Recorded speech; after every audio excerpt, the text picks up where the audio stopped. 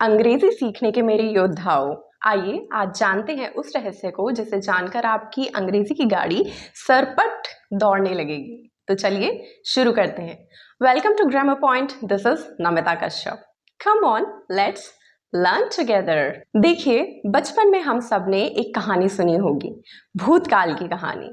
ये वॉज और वर उसी भूतकाल के दो जिगरी दोस्त हैं। ये बताते हैं कि पहले कोई व्यक्ति या कोई चीज कैसी थी, क्या थी, कहाँ थी, क्या कर रही थी। But there is a twist in the story, these two friends are a little different from each other. तो चलिए जानते हैं, सीखते हैं कि ये दोनों एक दूसरे से अलग कैसे हैं। तो सबसे पहले बात करते हैं वॉज के बारे में। वॉज और वर के बारे में सबसे पहले जानने की बात यह है कि ये दोनों ही शब्द पास्ट टेंस में इस्तेमाल किए जाते हैं, यानी कि जिन वाक्यों के अंत में था, थी, थे ये आता है उनके लिए हम वॉज वर का इस्तेमाल करते हैं। वॉज के बारे में अगर बात की जाए तो वॉज का इस्तेमाल वहां पे किया जाता है जहां एक चीज के बारे में बात की जाती है, एक वचन के बारे में बात की जाती है, जैसे कि आई, ही, शी, इट।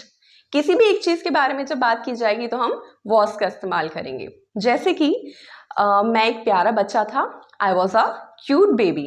मैं क्रिकेट खेल रहा था, आई वॉज प्लेइंग क्रिकेट। वह स्कूल जा रही थी, she was going to school. वह खेल रहा था, ही वॉज प्लेइंग। अब हम बात करते हैं वर के बारे में। जो वर है वो ग्रुप में रहना पसंद करता है, यानी ये बहुत सारे लोगों का दोस्त होता है, यानी कि इसका इस्तेमाल बहुवचन में किया जाता है। जैसे कि they were dancing, यानी कि वो नाच रहे थे।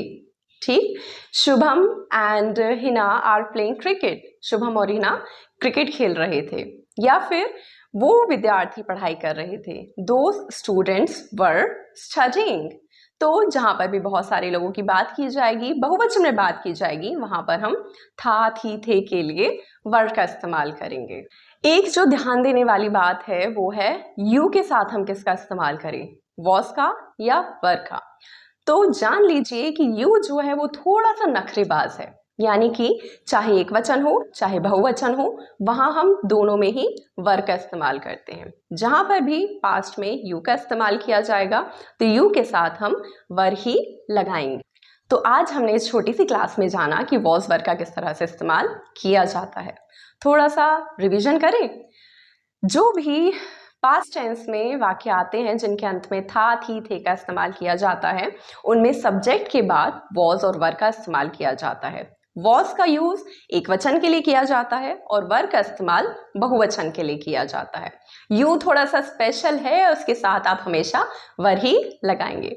उम्मीद है कि आपको ये आसानी से समझ में आ गया होगा। बिल्कुल सिंपल सा कॉन्सेप्ट है, बहुत भारी नहीं है आपके समझने के लिए। आप लोग तो वैसे भी बहुत स्मार्ट हैं। तो आप भी अब बिना अटके अपनी भूतकाल की बातों को कीजिए और एंजॉय कीजिए अपनी लाइफ को।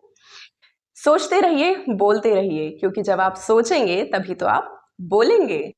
जुड़े रहिए और बने रहिए ग्रामर पॉइंट के साथ। Will meet you in my next class. Do like, subscribe and don't forget to share. Sayonara.